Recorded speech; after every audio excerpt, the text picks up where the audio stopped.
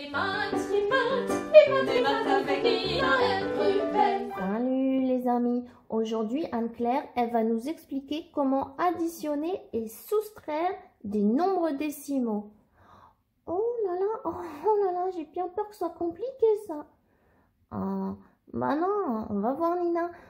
Et puis tu sais Anne-Claire, je suis sûre elle va utiliser, tu sais, les cubes verts, les bâtonnets jaunes et tout ça pour nous expliquer. Ah oui, c'est vrai, heureusement. Hein. Allez, à tout à l'heure.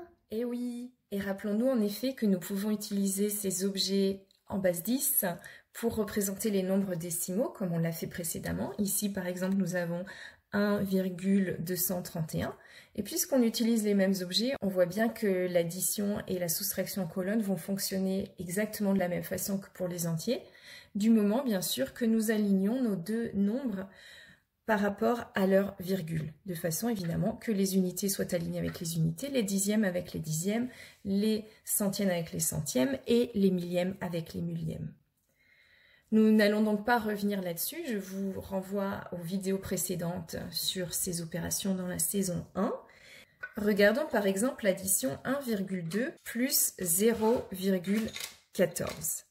À l'oral, il est tentant de se dire 14 plus 2 égale 16, donc 1,2 plus 0,14 égale 1,16.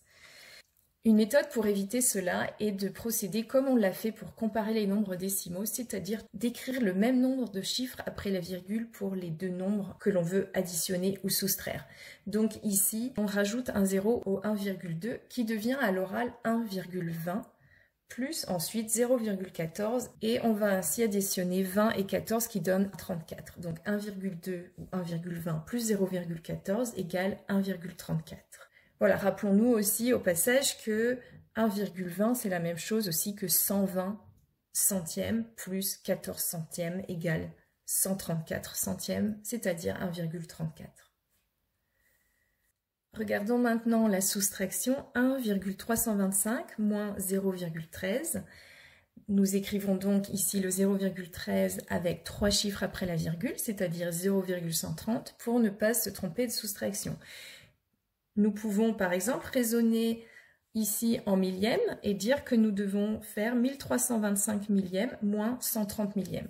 Et pour trouver cela de tête, on utilise la méthode où on commence du nombre le plus petit, c'est-à-dire ici le 130 millième, et on cherche ce qu'on doit lui ajouter pour arriver à 1325. Donc on voit que si on lui ajoute 1200 au 130, on arrive à 1330, qui est 5 de plus que 1325. Donc il faut retirer 5 à notre 1200, c'est-à-dire 1195.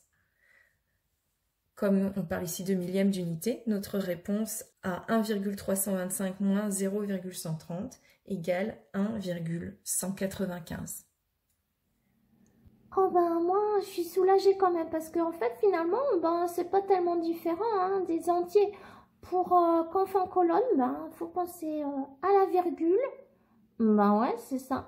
Et puis quand on fait tête, moi j'aime bien penser en millième d'unité ou en centième s'il n'y a que deux chiffres après la virgule. Mais bah comme ça en fait c'est comme des entiers. Puis à la fin tu te souviens qu'il faut mettre la virgule là où il faut quoi. Ouais c'est vrai. Bon ajouter le zéro aussi hein. Dire 1,230 par exemple, ben c'est un bon truc ça aussi hein. Ouais. En tout cas moi je dis bravo à celles et ceux qui ont inventé le système décimal hein. Parce que c'est vrai que c'est pas mal quand même hein. Bah ouais c'est super. Les maths avec Ina